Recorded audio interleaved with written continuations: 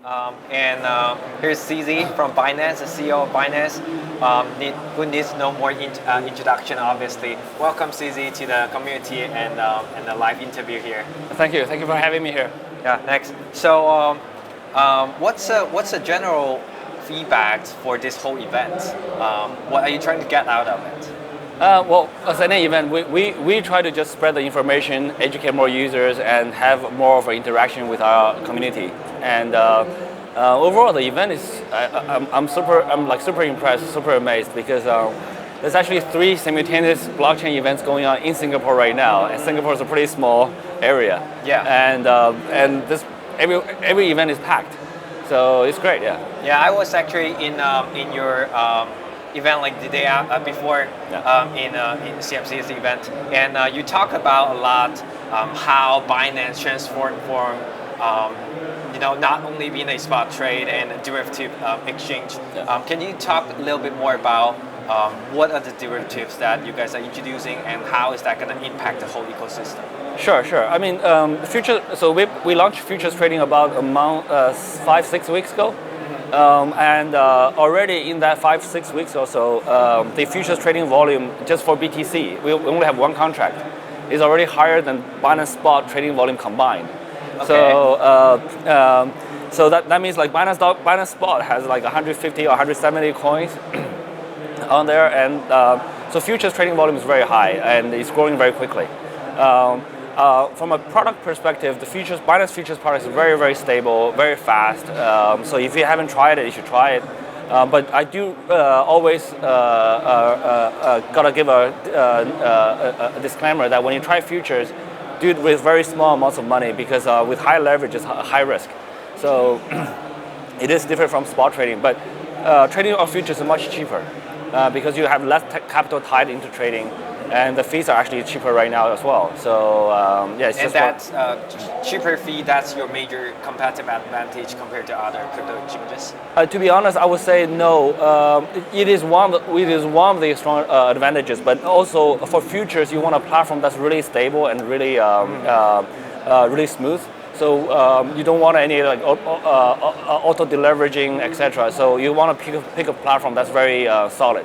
So okay. That's actually more important for most futures traders. Cool. And so Binance has been live for since like 2017. And how strong do you feel like the dominancy of Binance within the crypto exchange space? I think basically, Binance got a pretty strong brand. Will you say you are the number 1 in the industry right now? I'll probably have to say so. Okay, that's great. That's great. But what about profitability? Because I have seen some other exchanges with much higher profitability within the last quarter. Yes, that's very true. We're not the most profitable exchange by far. There are many exchanges that earn a lot more money than us and higher profit margins. Why is that? Some of them are much more focused on one area, like say futures trading. They have much higher profitability. We do a lot of other things like charity, academy, educational stuff. We do Binance.info. We invest in other projects. We have Binance Labs, which do investments. We have Binance X, which like grants for other individual developers. You don't even have to have a project per se.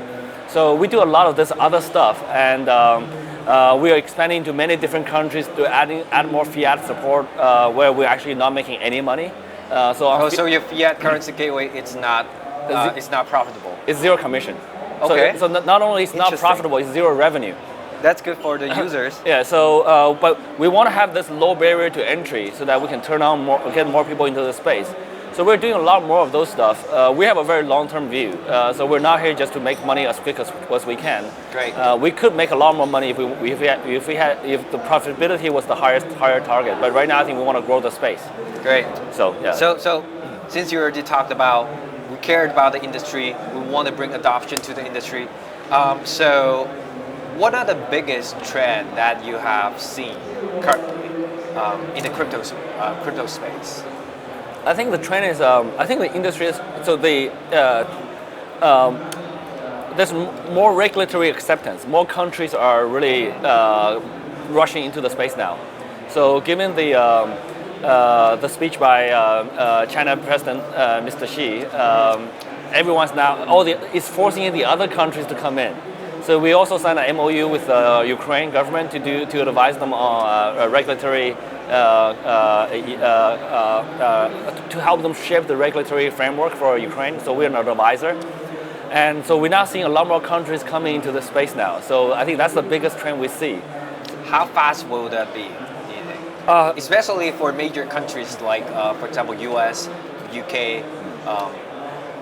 Yeah, I can't really predict, but I think the smaller countries will naturally move faster because the government structure is not like simpler. China is moving super fast. China's moving super fast because China, the President Xi has so much power and so much influence. Yep. So China has very strong central influence. So in a heavily centralized structure, they will move very fast.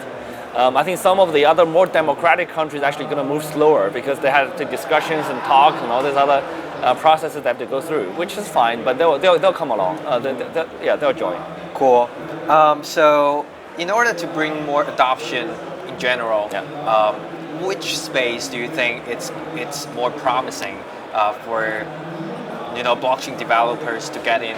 It's either like people are talking about D5 a lot, and there are other projects like Brave Browser, like DLive, which already have millions of users. So within all those space, which vertical do you think is the most promising one? Or that's also a very tough one. To be honest, I really don't know.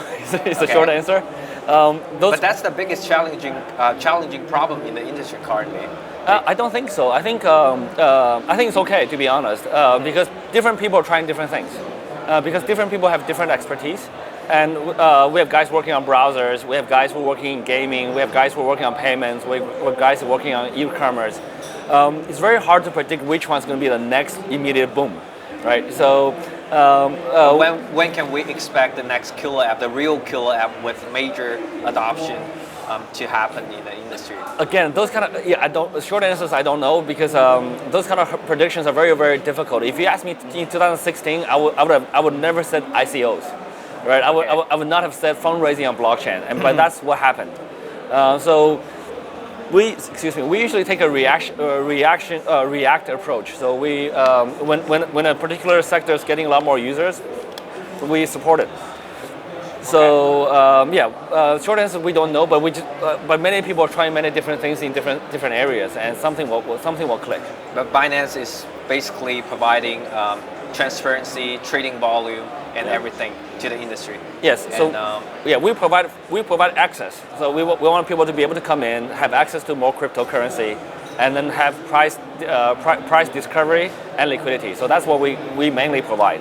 Yeah, and for that, do you think, I know you guys have been working really hard on the Binance DEX, and how is that different from the centralized version of Binance, and what do you foresee the future, like 5 years from now? Will Binance maintain centralized as it is right now, or it's going to be much more decentralized in the next 5 years? I think in 5 years, it's going to be much more decentralized, because 5 years is quite a long time. But most people don't realize how good the decentralized exchanges are. So the Binance DEX, it's got a super, or at least for me, it's got a super smooth, super easy experience. But I guess a lot of everyday users, they still don't know how to save a private key securely, etc. But on the decentralized exchanges, there's no concept of accounts. So you're no longer worried about logging in passwords. You hold your private key and you sign transactions with your private key, and that's it. And if you use a hardware wallet, it's relatively secure today. So I think in 5 years, I think that's going to become much bigger. Whether we continue with a centralized exchange or not is really up to the users. So if you see all the users going to the decentralized exchange and no one's using the centralized exchange, we're happy to shut it down. But if today, 99.9% people are still using centralized exchanges, and we're happy because of the easy login and all those issues, right? Yeah.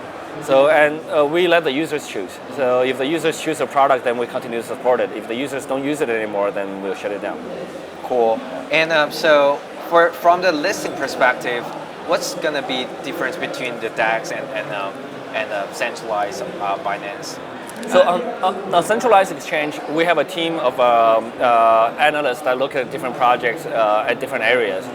On DEX, it's an open forum. So the application is on the open forum, and everybody can see which project is applied, and what information they supplied in the application process. And people can comment on it, and then there's 11 validators right now. They vote on it. So we actually don't control all the validators, contrary to popular misconception. So it's a voting process where we don't have Binance have one of the nodes, and we don't control that process. And is that like proof of stake system for voting, or right now it's a proof of stake system basically. Yes. by holding BNB? Yes, basically. Yeah. Okay, so let's talk about BNB a little bit more. What's the future for BNB, and how are the derivatives, fiat currency caching, payment gateway, how are all those things affecting the BNB value, and what's your expectation for that? Sure. So I think as a utility token, the trick is to have as many use cases for it as possible. So if you look at Bitcoin, it doesn't have a company generating revenues for it, but it is used in a lot of different places. So then it has value. So that's the key we want to drive for BNB. So we are Binance is only a small part of the BNB ecosystem now. So BNB has probably more than last time we counted more than 120 use cases from other projects. So there's at least more than 120 projects supporting BNB. And Yep. I think that drives value of BNB much stronger than just Binance alone. We of course are still very much trying to contribute to the value of it, but our contribution is diminishing to be Okay, just a portion of it. Yes. So. And every day or so, we have more exchanges listing BNB. We have more projects accepting BNB into the ecosystem. So I think that's a really strong part of BNB. So we hope that will grow. Cool. So you spend a lot of time like globally traveling, and recently we just interviewed with your Binance US CEO Coley. Yeah. And so I'm very curious about like which market on the global scale, which market specifically it's your major target next year? We don't really, to be honest, we don't really target specific markets that way. We I think we try to service the maximum number of users that we can. So whichever markets that we have more users, will be more active in those areas. But overall, cryptocurrency doesn't really have a strong boundary. So we service 180 different countries in the world, and that actually allowed us to grow really quickly. So there are some really active markets, but I think if you look at the country's GDP distribution across the world, it's pretty much similar to what blockchain adoption is like right now. Yeah. Cool. And we got a good question from the chat room. Yeah. So being one of the largest influencers in the blockchain space, what's the best way to tackle mass adoption, as majority of the blockchain world still finds blockchain complex and complicated, hard to use? So I think there's not an easy solution to it. Everyone's doing our little bit to try to help. I think there's more educational stuff more educational efforts that needs to be applied. So that's why we have Binance Academy. We're working with many other educational projects in this space as well. There's also a product aspect of making wallets easier to use. So we invest in a wallet, Trust Wallet, and they're a really nice wallet. But I think we can continue to make the wallet experience easier. We're working with HTC now. We're working with Samsung. Yeah, they all support now Binance Chain and BTC directly on the mobile phone. And the part that's holding the cryptocurrency is in a secure element, which is separate from the phone, which is separate from Android, the operating system itself. So hopefully those kind of things are making the user experience much better, and for securely holding cryptocurrency. And we're adding fiat on-ramp, so that makes people easier to come into the space. So there's a lot of different stuff that we have to do little bit by little bit, but when we add all of them up together, hopefully it will make the whole experience easier over time. But it's going to take some time though, and I'm doing my own bit, just shilling our industry to everybody. That's great. So lastly, first of all, thanks for your time here. And a lot of the audience from the D-Live chat, they're pretty new to the industry. Yeah. Could you give them like one piece of advice? So I would say understand the fundamentals of how blockchain works. You don't have to understand the math or encryption, decryption behind it, but you understand that it's a decentralized ledger. And if you are to invest in any cryptocurrency or buying any cryptocurrency other than say Bitcoin, understand what those projects are. So don't just follow the herd. Understand what you're doing. That's the best way. Learning and educating yourself is the best way to protect yourself. Absolutely. Thank you so much. Thank you for being here today. Yeah.